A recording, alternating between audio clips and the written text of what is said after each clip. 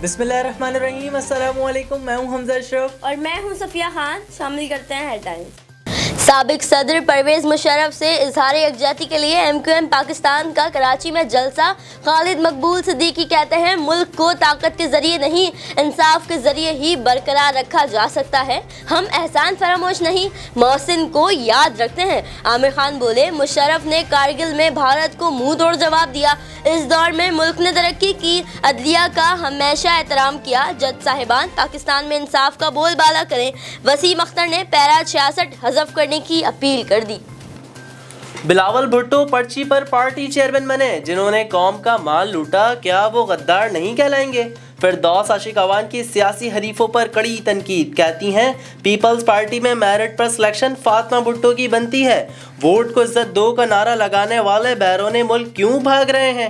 قوم کو اربوں کا ٹیکہ لگا کر مہنگی LNG خریدنے والا اصل کٹ پتلی نیب کی حراست میں ہے۔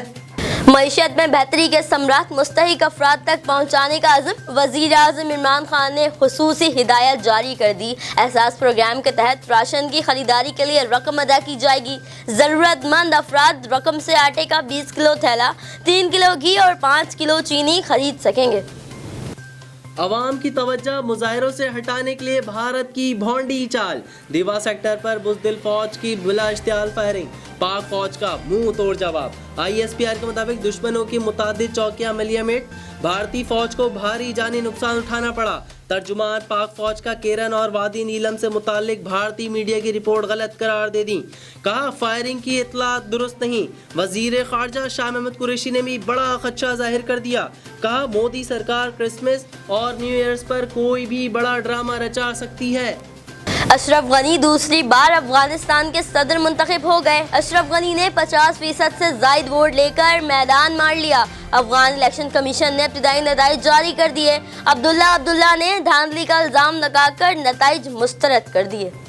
ملک میں بڑھتی سردی کے ساتھ گیس کا بحران بھی شدید، کراچی، لاہور، کوئٹہ، پشاور سمیت شہر گیس غائب، چولہے ٹھنڈے پڑ گئے، چائے بنانا پائی کی تیاری سے زیادہ دشوار ہو گیا۔